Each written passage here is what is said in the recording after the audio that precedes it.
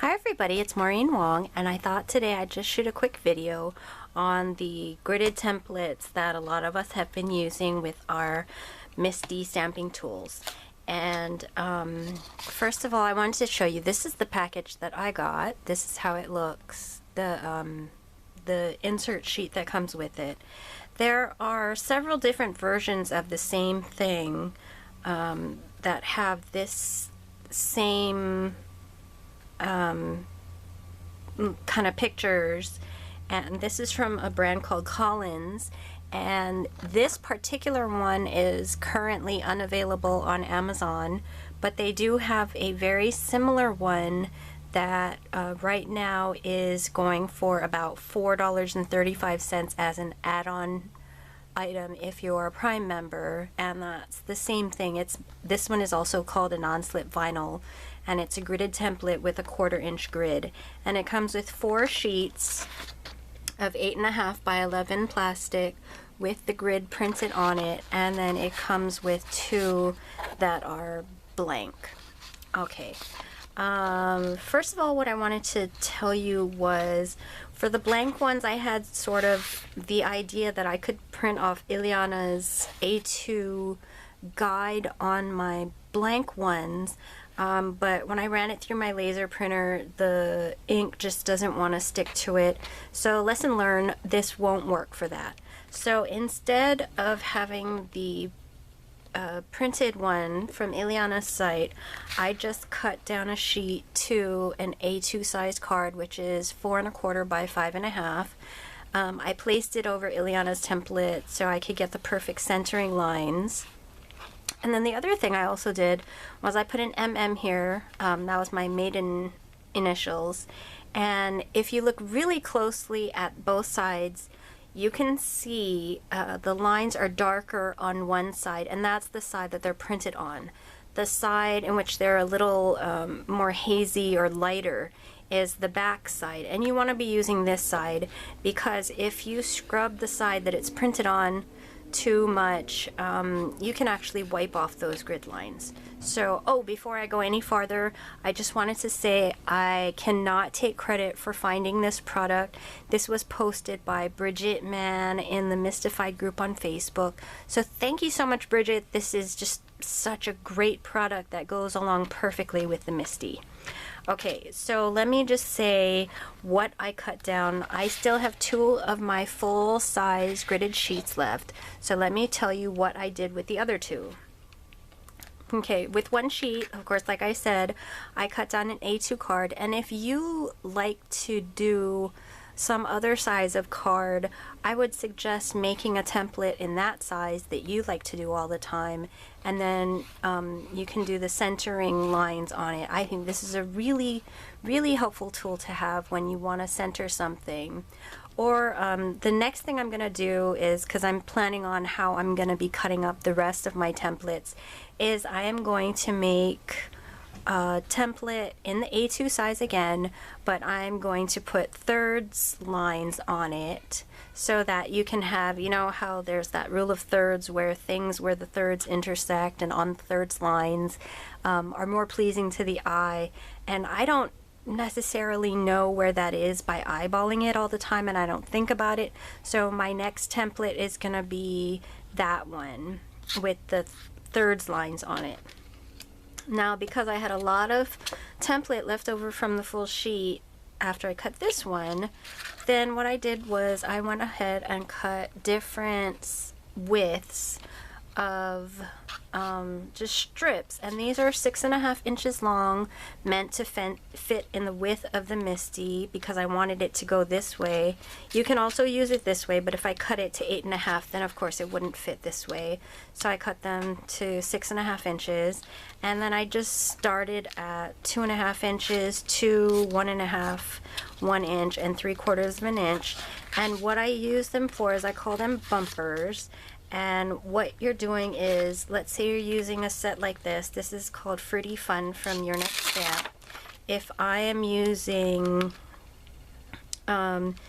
this corner to stamp that peach, and then I'm using this corner to stamp that pear, And then I have all this room in the middle to stamp this apple, but I don't have a corner to put my cardstock in. So what I do is I use the bumpers, and I just take the varying sizes. Like this one would probably be enough, or I could get the 2-inch and maybe the 1-inch, and yeah, there, that goes really well. And all of this stuff is the same height, so it all butts up against each other. As long as you don't push it too hard, they'll all stay flat and next to each other and not overlap each other. And then so you can just take your card and use that as your new corner. And of course you can use it both ways, because you might want to stamp over here and there's not, you can kind of use the hinge as a corner. If you don't want to do that though, you can use these bumpers and get over here on this side. So that's how I use the bumpers for now. I haven't come up with any other ideas for them yet, but you know, if I do, I will definitely share them with all of you. And then the last thing I wanted to show you was with the clear ones, because the plastic is 8.5 by 11, I could cut it into 4 pieces, and these are the perfect A2 templates. And so what I use these for is if I have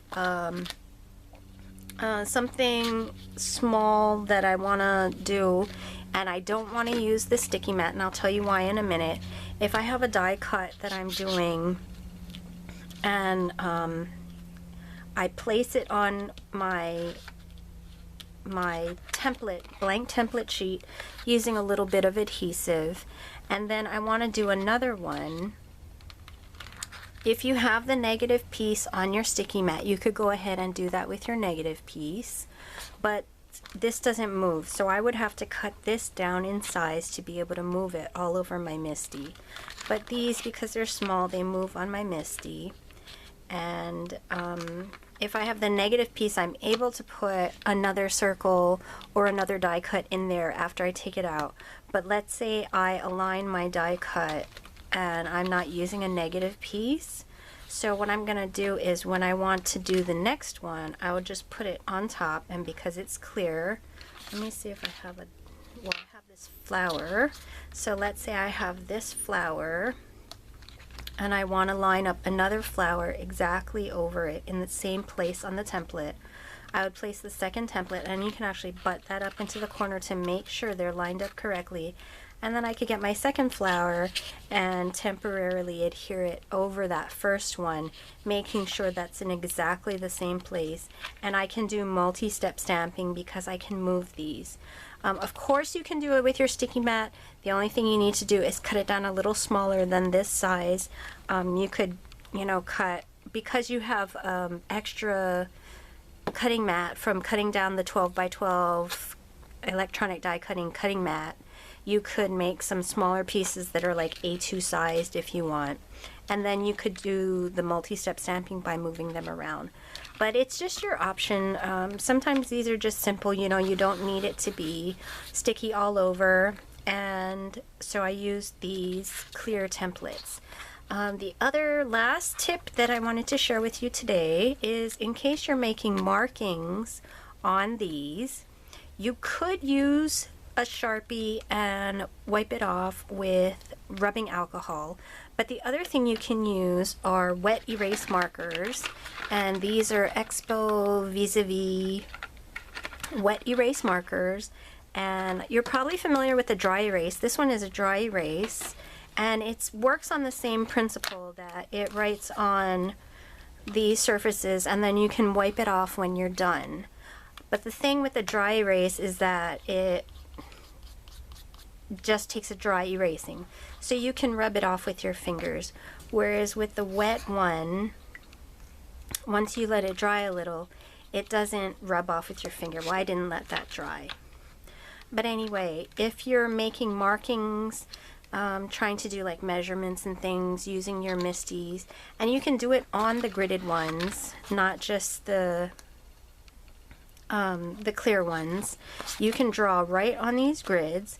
Actually, for this one, just to let you know, the centering lines and my initials to show which side to stamp on, I did in Sharpie. This one, though, I can write right over it. I can make markings for measurements, position, things like that. And it'll be there until I rub it off. And then just to rub off the wet erase, I just take my same baby wipe that I'm cleaning my stamps with and wipe it off.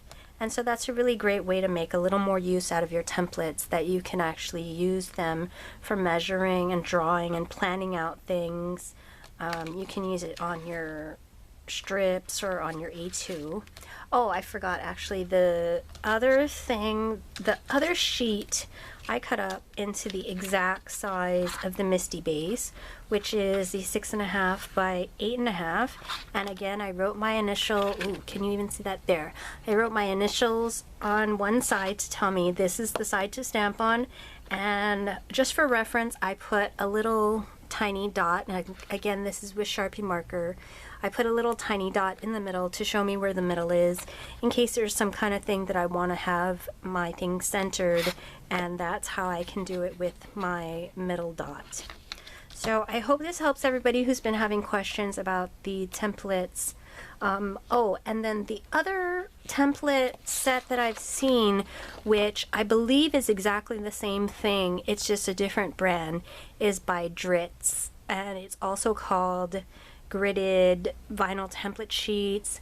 And I think they're the same thing because they say they have 4 gridded ones.